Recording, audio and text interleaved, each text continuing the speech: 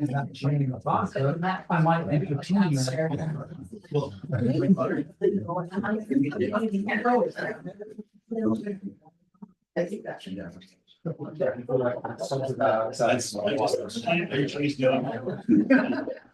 long as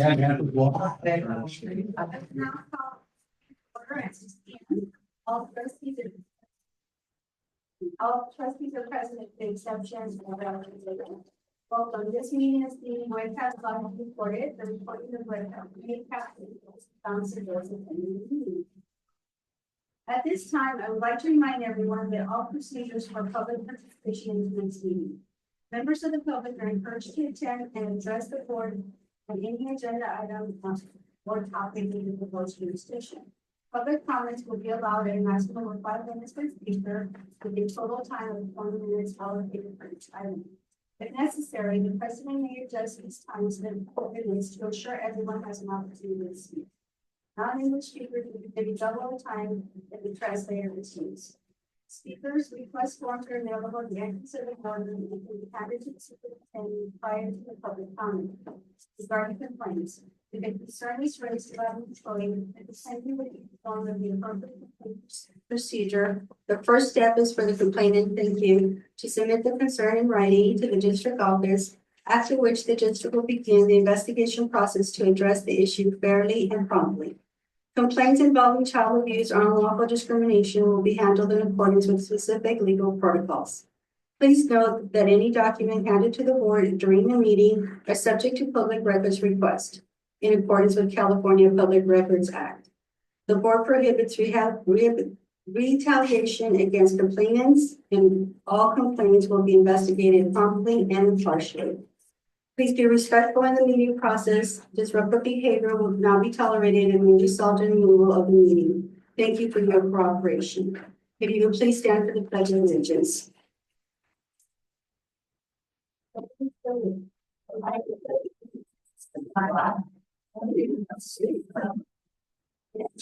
For which it stands, one nation, indivisible.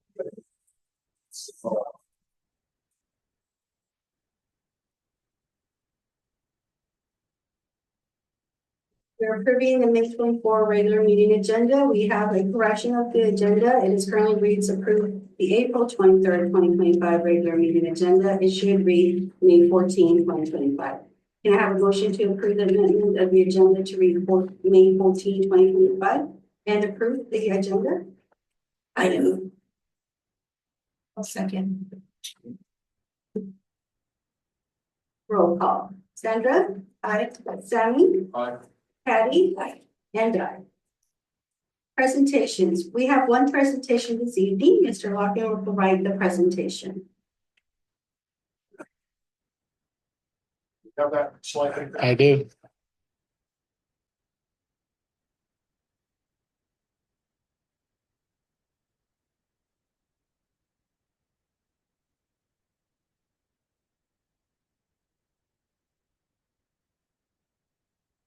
Notes here. Okay, thank you. Good evening. Just want to start by thanking the board for their patience with the process. I was thinking about this just before I got here, and whenever we have to make decisions and looking at things when it relates to our schools, we really want to be very strategic and methodical. And it's never lost upon me or my staff that the decisions, the things that we do affect the lives of people's children, right? So we're going to be very patient, and I wanted to just say thank you for bearing with us through the last couple of meetings getting to this point. And I'm a little winded too. We gave out about $750,000 this morning in scholarships. So that was a great senior award ceremony, and we had a college signing event as well. So it was a real exciting day at the high school. So I'm working through the end of the day.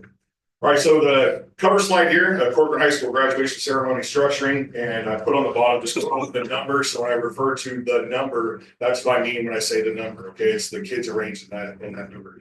Thank you for the slide already. So a couple of these things are just rehashed. We've already seen them. This was the guiding principles from the beginning, that we would focus on transparency, fairness, honoring a tradition while also being cognizant of the need for change. and that we would design for the future and make an attempt at sustainability. Slide, please.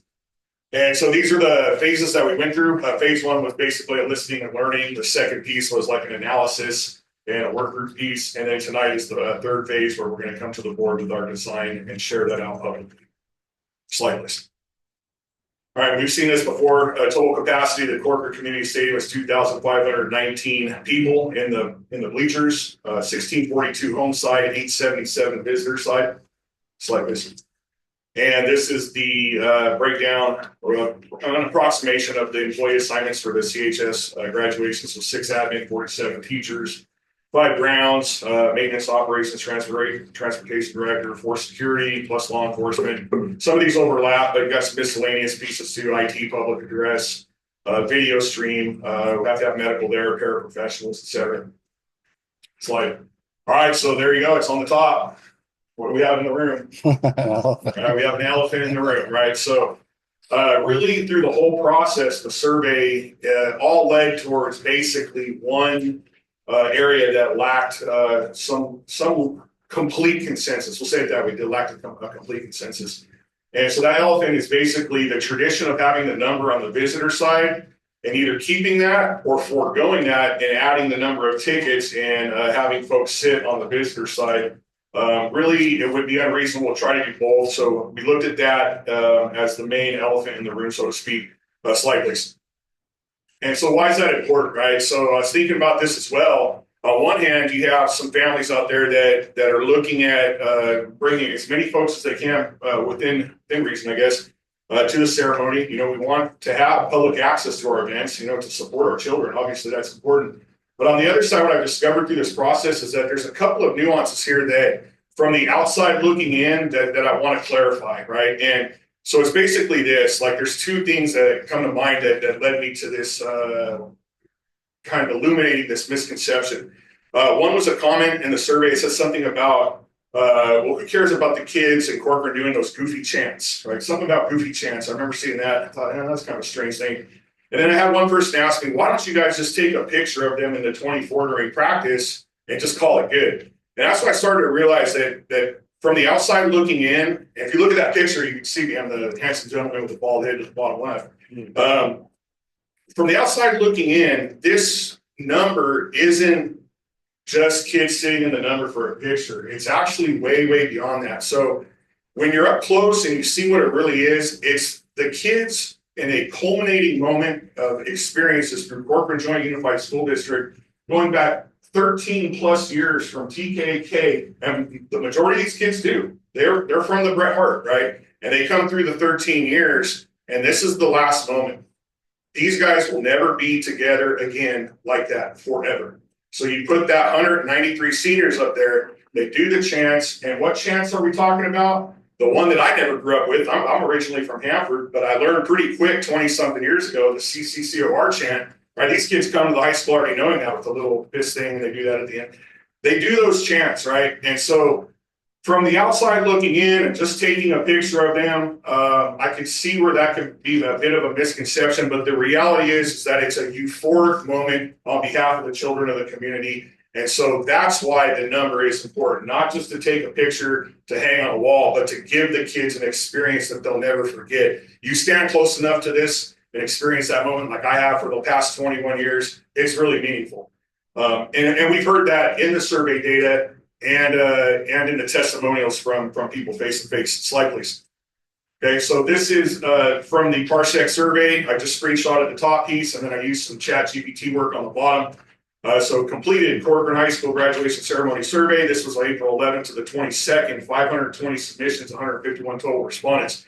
I took the survey, I dumped it into ChatGPT, and I asked it a very basic question. The question was, what is the analysis of the sentiment as it relates to the opening of the visitor site and increasing ticket allocations versus keeping the number in the tradition? This is what I was given by the computer. This is what the public said through the survey. This is not me talking. So it's based on the data and sentiment analysis. It is safe and evidence-based to conclude that the number and tradition are more strongly supported than increasing ticket allocations or opening the visitor site. So that's what we have from the survey, and that's what the help of the AI has given us to break down that qualitative data.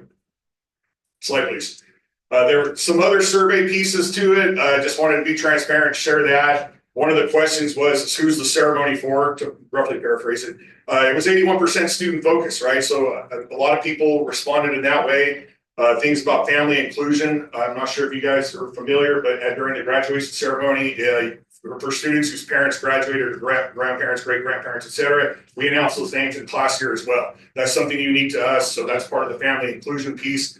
We will keep that. The other pieces up there, kind of your basic run-of-the-mill stuff, but note the gap towards the bottom when you get to ticketing and seating concerns. It's a 21 to 30% response theme. Below that, comfort and heat issues, and I mean, we live in the valley, so we're always going to have that as part of the funsies with the graduation. And then technology integration at the bottom, which I think is a lot has to do with like the video board and streaming it. Slide, please. All right, so let's get down to the numbers. We're looking at providing 13 tickets per student graduate, and the way that we arrived at that number, it's the same way we always have. We've taken the total capacity of the stadium of 2,519 people and divided by the 193 graduates, we land on the number 13. And your first instinct typically is going to be like, whoa, hey, hold on there, right? You said that 2,519 is the total capacity, but you're closing down the visitor side, right? And you're leaving out 877 spots. Well, that's assuming that all 193 graduates use all 13 tickets. That's not the case. And as I said in front of the board last time, we will have one student, maybe several, that only show up with 1 or 2 tickets being used, all right? Not all students are going to use 13 tickets. That's just a reality. But that creates a little bit of variability, right? So we land on about 8.5 tickets used per student as an approximation. And that's going back year over year because we've been doing it the same way for a while. But when you use that 8.5 average number of tickets used per student at 13 or 193 students, excuse me, you land right at 1640, which is the capacity of the home side. So, hey, that's pretty tight margins, right? 1642 to 1640. I understand that. And so, slide, please.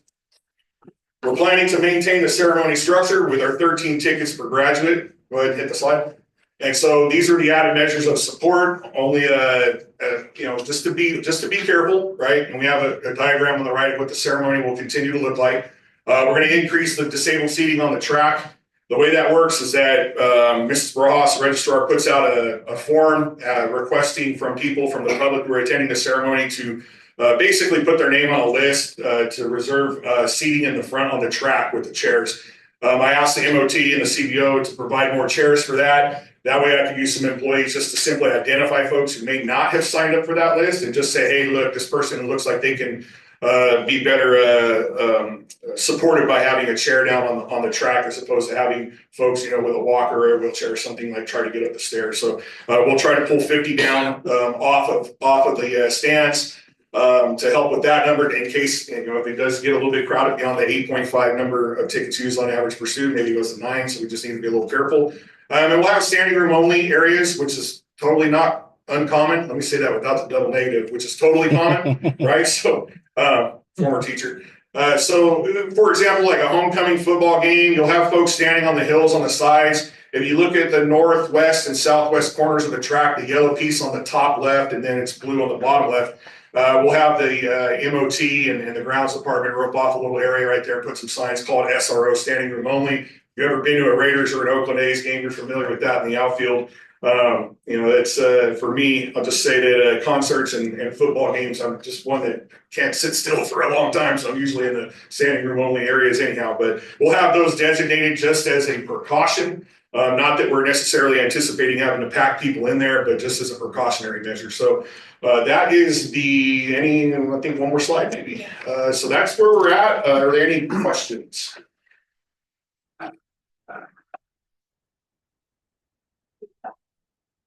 Thank you. Thank you. No questions or good questions.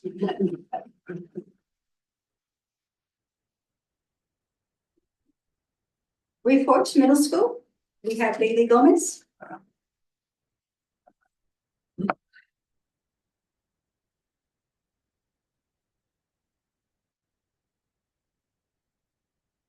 Good evening, board members, district administrators, parents, and community members. It's a busy time of year at John Muir Middle School. I'd like to share what's going on our campus. On May 20th, the JMMS beginning band and concert band have their spring concert at the Corcoran High School auditorium. Mr. Gina and his students have been preparing to put on a great performance, and he would love it if you could attend. Also in performing arts, Mr. Hodgson and his theater program are putting on a play, Bringing Down the House, on 2 different nights at the Corcoran High School auditorium. The performances are on Friday, May 23rd and Saturday, May 24th. We'd love for you to attend this hilarious performance. Next up is the JMMS Student Showcase on May 22nd, where parents of incoming 6th, 7th, and 8th graders students can come to see the awesome elective and co-curriculars activities that are offered for the next school year. The final athletic season at JMMS recently included as John Muir Middle School hosted the SAO Track and Field Championship at the CHS track. Both the boys and girls team placed second in the league and had numerous medalists. In addition to being recognized by the Corcoran Unified School Board, the JMS Championship girls basketball team received a proclamation from the Corcoran City Council at last night's City Council meeting. It was a great way to finish off their season. And in conclusion, I'd like to thank you again for letting me show the great things going on at Dothan. Thank you. We now have Financy, who are presenting what's the great things happening at Corcoran High School. Good evening, everybody. My name is Maxine Galindo, and I'm here to bring the high school report. First up is the sports team update. Spring sports are coming to an end for some, and others are moving on to playoffs and championships. Our boys tennis team won league and headed to playoffs last Friday, but unfortunately fell short. Baseball has a home playoff game this Friday at 4:30. Softball also has a home playoff game this Friday at 4:30 at the Rec, and track is headed to championships this Friday. The swim team. The league has also come to an end. Next up is CJUSD prom. It is being held this Saturday at Knuckles Ranch, located in Porterville. And today, college scholarships awards were given out and live streamed on YouTube. Our seniors received over $750,000 in scholarship value. Wow, that's a lot. Our second annual college signing day was also today in the auditorium, where 24 students were recognized for the commitment and intention to attend a 4-year university and college. I was in attendance. I committed to UCLA. Thank you. Lastly, seniors took a panoramic photo this morning at the stadium to use in our graduation programs, which just days around the corner. 22 days to be exact. Thank you. Superintendent report. Yes, good evening, President Cisneros, members of the board and community. First off, I just want to, just reiterate the amazing, job that our students did at the high schools. Over $750,000, that's $750,000 that they earned through their academics. And, Donatien, just UCLA, for many that know, but might not know, is super competitive university to get into, Berkeley. And so we have many students who are getting to really competitive universities. Leaving with not just their high school diploma, but their AA, and some of them even 2 and 3 associate's degrees. So just again, thank you so much to our high school teachers, our staff, not just high school, but all the way like Ms. Larkin was saying, goes all the way back to Bret Hart, right? Our students started in preschool, TK, all the way through, right? And then they get to the finish line, and now they're off to meet their goals. So definitely something we want to continue to share to show that we are a destination district right through that. People understand the outcomes as students leave, would hopefully draw more folks here. The other thing I want to just thank real quick is our teachers and our classified. We did days throughout the week, and so we had tacos and other opportunities for them. They got a little bit of a swag bag and a cookie from Humble. So just want to thank them again. We appreciate them. Obviously, we're a public institution, so we can't do like private institutions do. And let's buy out a cruise ship and go somewhere, right? That's the private world. Public doesn't do that, right? So that's what we do. We thank them so much because they do an amazing job. In addition to that, I just want to let the public know that we have only a few days left of school, especially our students, and it's going to get warm, right? And being in this industry for 25 years, when it starts to get hot, so do our temperaments, right? So I just ask that parents, staff, everybody just be kind and gracious, right? As we kind of end that end of the year, it should be a time of joy and a time of celebration.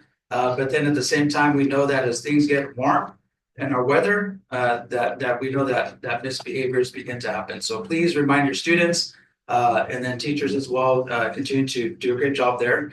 The other thing is that one of the things I did want to let the public know as we're going through this in the board is that I'm aware of what's going on at the middle school with the lunch issue. And so today I went ahead and visited the lunchtime, both sessions, once before the first session and the second one, that's the more populated one. And so, I spoke to the administration and the staff, kind of understanding what's going on, get to the root cause. And then we'll be continuing to kind of look at what might be some areas of improvement there, so we can make sure that, students are there to eat lunch and not to just, place, items on the floor or, just wherever they want to. And so we're going to continue to do that. So I just wanted to make sure that folks understood that. And then the last piece I want to say is that, as we begin with the hot weather as well, we're already planning for graduation as well as promotion. So we know last year, I think it was like, I don't remember the temperature, but well into the triple digits, if you recall.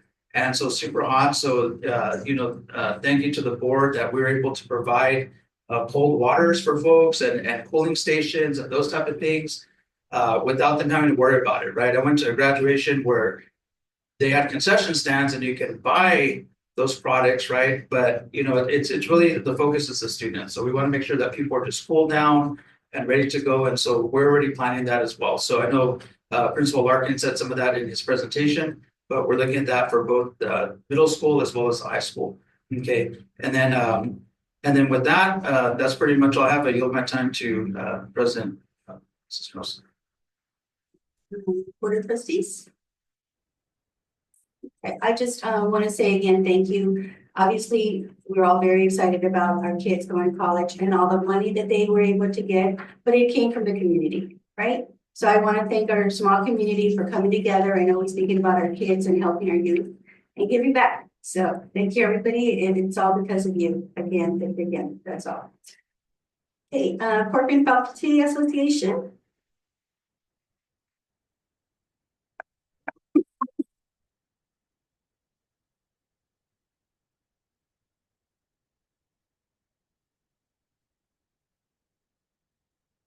There's none. Right, we'll maybe go to California School Employee Association. Good evening, everybody. Can you hear me? Yes. Yes. Okay.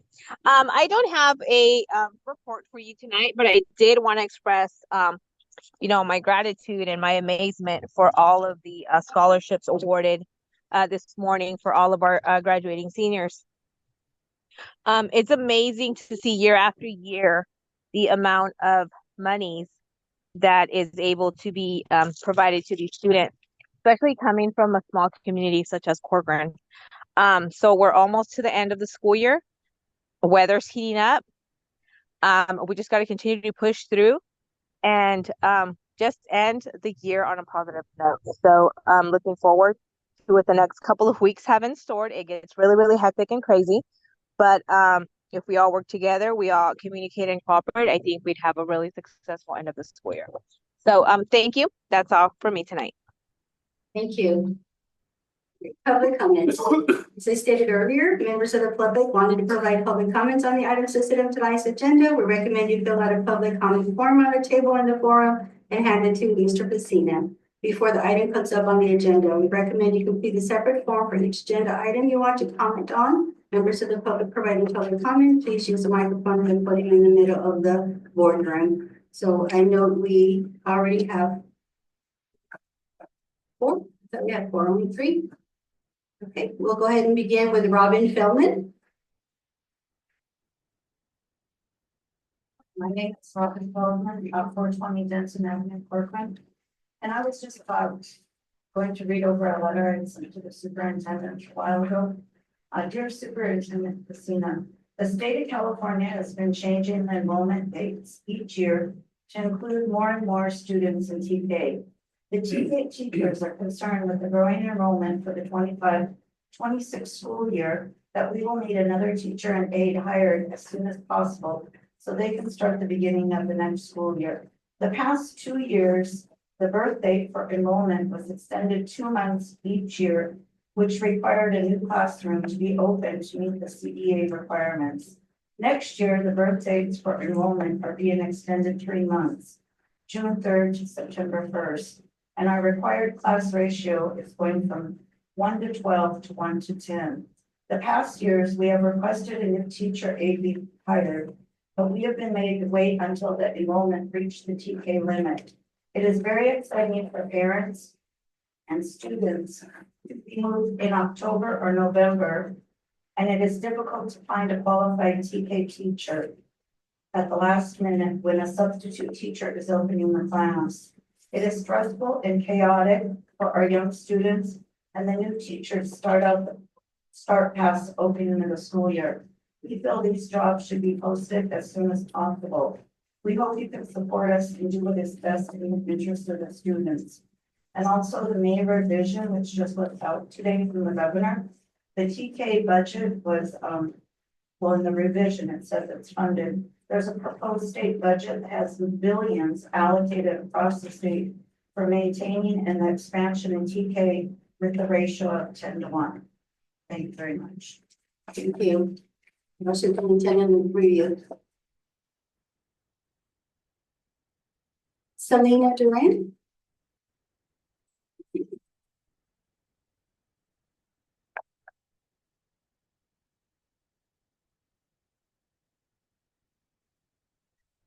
The board, faculty, and fellow concerned parents. I stand before you today as a board authority, specifically the 6th grade students at Don Muir Middle School.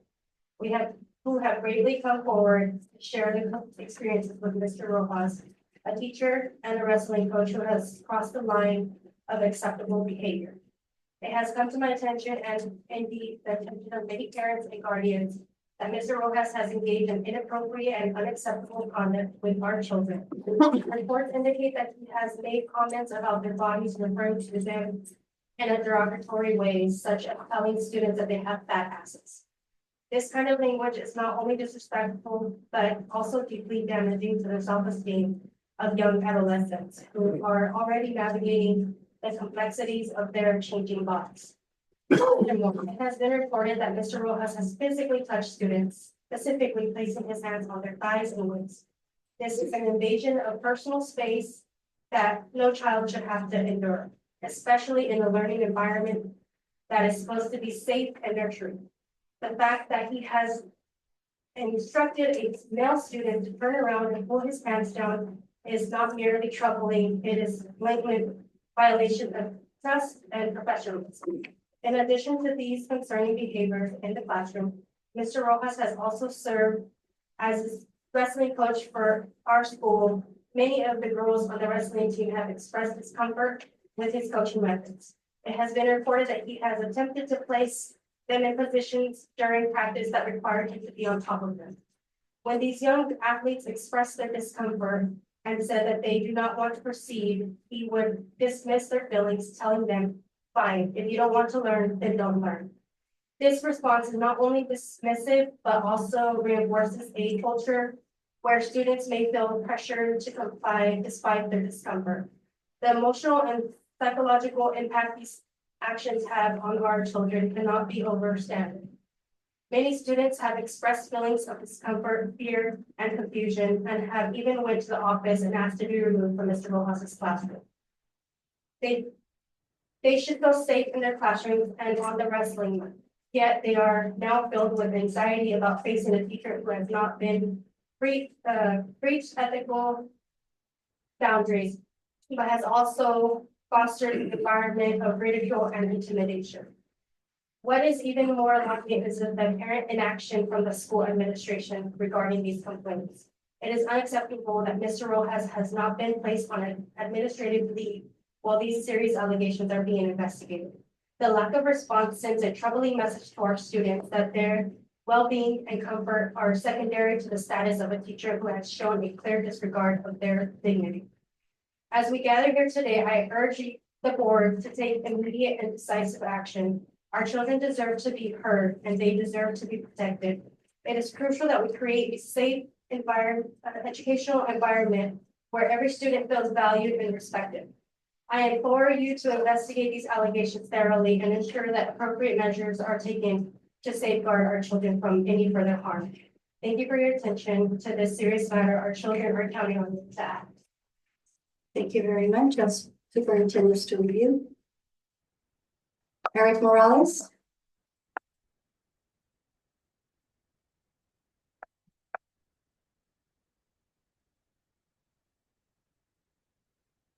Good evening.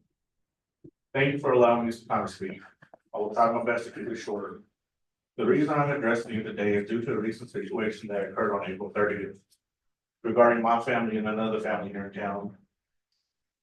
The background of this incident is both my daughters, especially my oldest, have been repeatedly intimidated, harassed, bullied, and antagonized by the daughters of the other family. As others have reached out with support, we have found out that we are not alone. On this day, I went to approach the father in an effort to resolve these issues, not as an aggressor. As I asked the father to talk, he and the mother started yelling at me very loudly. Their oldest daughter, who was 16, ran at my oldest and started punching and pulling her hair. My oldest defended herself. As any parent should, I got in between the two to separate the fight. That's when the mother and father rushed me and started hitting me.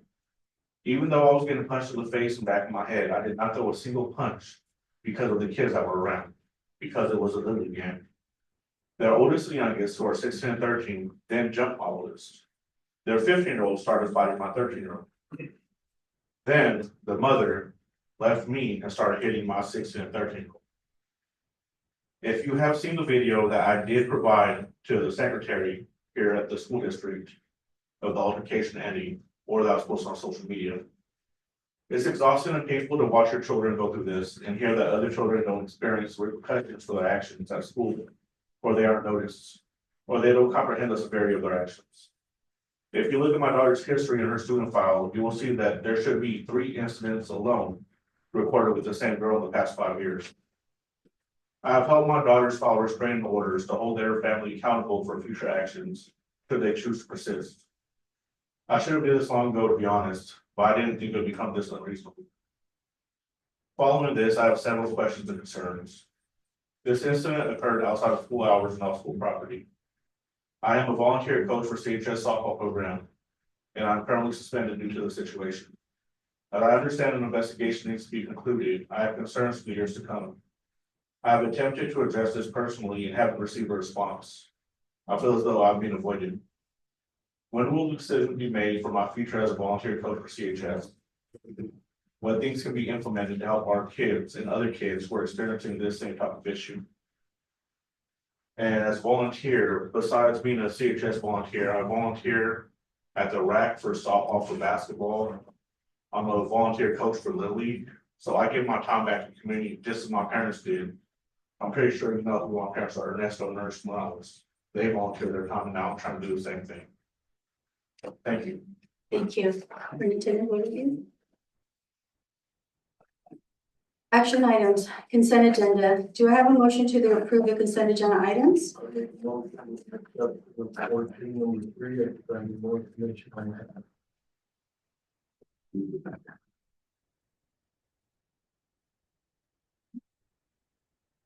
you have more information on Yeah, we can. I can talk about it, or you wanna just pull that and then approve the rest and then, Let's do yeah, it. and then we'll, Motion was to pull it. okay, and then discuss it. More information is available. that? Have a second? I'll second. Any other discussion? Roll call, Sandra? Aye. Sammy? Aye. Patty? Aye. And I. Did you want to discuss that now, separate from it, or? Well, I was looking for something in the weekend update, but there was nothing in there. Okay, But if you want to discuss it now, I have some questions. okay. Either way, whatever appeals to the board. board president would like. To discuss now, we have the Yeah. responses. So this is for a trip for up to 3 staff members to attend a it's called the District Administration Leadership Institute in Naples, Florida. We're actually invited to that. And so mainly for cabinet level folks. And it's really just giving us good tools and strategies to operate as an executive cabinet. And so I had up to 3 because we have 5 cabinet members. I know for sure not all of them will be able to go. The actual district administration is going to go ahead and also, with each district is, giving 1 seat available to us. So it's really 2 and not 3. And so that's there. So, and they're like the national version of AXA. That's what district administration is. And so we'd go as a cabinet team. More than likely it'd be myself and if possible, the assistant superintendent. And if someone from cabinet could not go, in addition, might be a principal to build their capacity as well as we operate as a executive cabinet team. And so that's what they're doing. So it's professional learning for our senior leadership. Well, number one, Naples, Florida is beautiful. I looked up the site where it was going to be held. Wish I could go, but I can't. Right. And I wish we could send more administrative staff to that. Mhm. I would like to see more training in California to get more of our administrative staff and our at the cabinet staff trained on the same thing instead of sending only 3 people to Naples, Florida. That's my concern, is sending my tax dollars to Ron DeSantis. So if you, I'm all for training, but I'd like to see a lot more training offered here in California for more of our staff. Okay. Yeah, I have to look around and see, like I did before. This one was available for executive cabinet members here in this location. I understand. Sometimes they're not always going to be in California, but I don't know if there's any other questions that any of the board members have that you'd like me to clarify. I would be interested in knowing what the cost would be. The cost. Yeah, it's in the document. Yeah.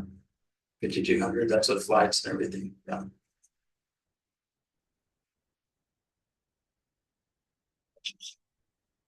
Relatively almost the similar cost as, what we would probably spend in California. And there's some things that we'll also bring to the board later on in the near future around like PLCs and those type of things that might not be available in California. So we're actually trying to look even outside, just because of timing, right? We want to try to get stuff in the summer versus doing it during the year. Some of those aren't offered in California. So I just want to let the board know in advance about even some of those. That's with principals, vice principals, coaches, that type of thing. Yeah. We would like to see some research some. Okay. Administration, consider the approval agreement between the Regents Sense of the University of California Corporate Unified School District for the summer math academics for grades 4 through 12. Second. Any discussion? Roll call. Sandra? Aye. Sammy? Aye. Patty? Aye. And I. Consider the approval agreement between California Ed Partners and Corporate Joint Unified School District for pre-K to 3rd grade coherence collaboration for 2025-2028. I believe you have a report for us, Mr. Pacini? Yeah, so just to explain real quick, we were actually invited again to be a part of this collaborative. This is actually training for teachers, site leaders, and 1 district administrator. And so it's a great opportunity, met with both Brett Hart and Fremont leadership, and they're very excited because this gives us the opportunity to improve our math instruction in grades TK all the way to 3rd grade. And then the previous MOU that you approved is our accelerated program that's in grades 4 through 12. So now we have a continuum of accelerated math instruction happening in grades TK through 12th grade. So this is kind of the earlier grades, and what it is that we get access to really it's the national superstars of math. That's all I'm going to say, and they work with the UCLA math project. And so what will happen is we'll go to 2 convenings, and when I say we, it's the teachers, the principals, and the district leader that will go, not myself, but someone else. And then they go to 2 convenings a year, and then also California Ed Partners brings in a coach on their dime. Really, that is coaching our staff to really improve math instruction in grades TK through 3rd. And so the cost for us is really just the 2 convenings, and it's the travel to Sacramento, one to Sacramento, I think one in LA somewhere, the LA region. And then it's, just the travel and the rooming, right? But other than that, we're getting a lot more in return with all of the support from the actual partnership with California Ed Partners. Do I have a motion to approve the administration? I'll make a motion. Any discussion? Roll call, Sandra? Aye. Sammy? Aye. Patty? Aye. And I. Business, consider the approval of agreement between Corcoran Unified School District and Kings County Office of Education for baseball field internet access. Mr. Lawson?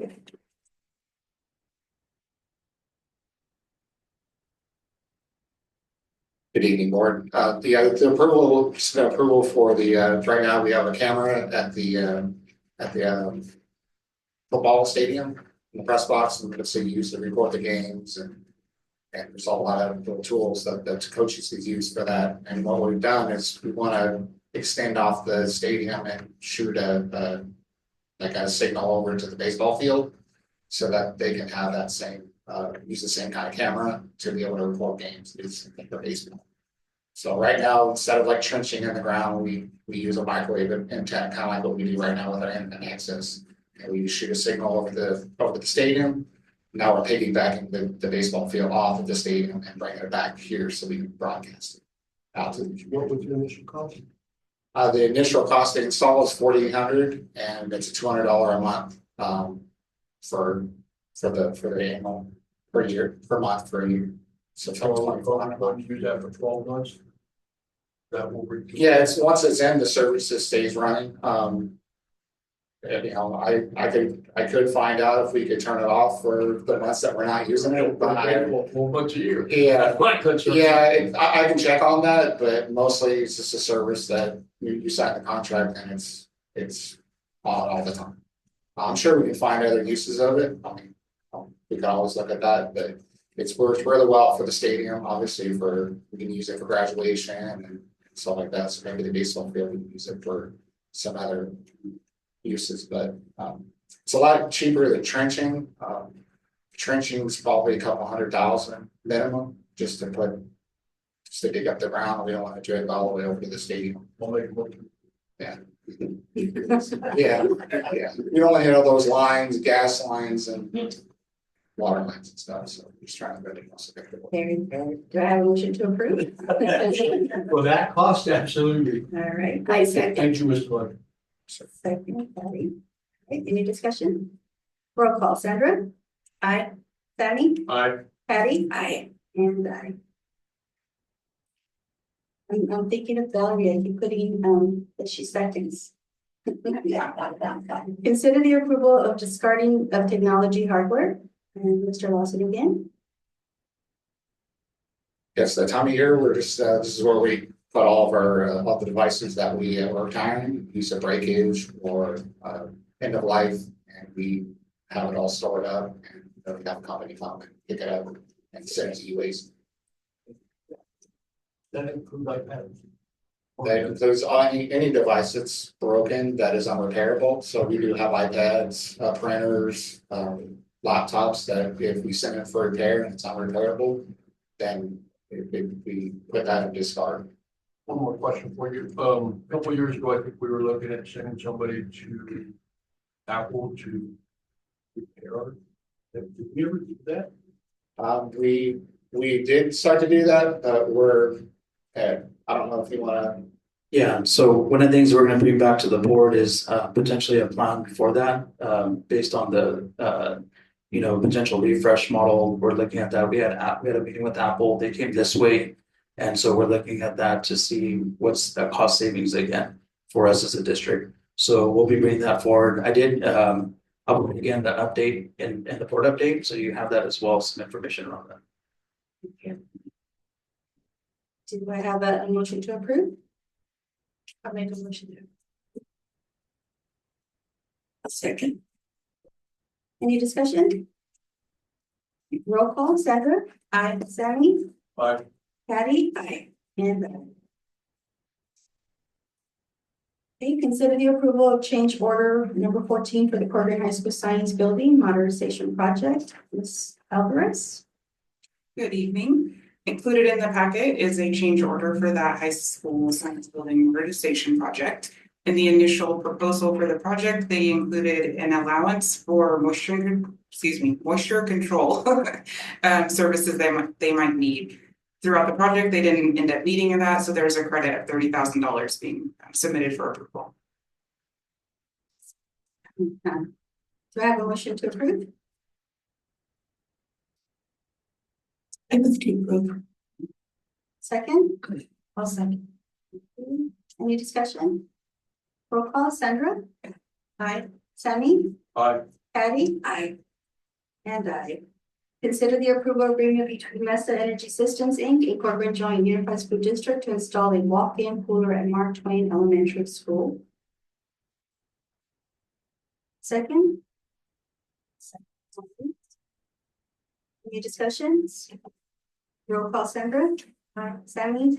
Aye. Patty? Aye. And I. Future agenda items. Identifying closed sessions. The following topics have been identified to closed session: personal matters, public employment / appointment, public employment discipline, dismissal, release, and complaint. It's time 6:46. We'll adjourn to closed session.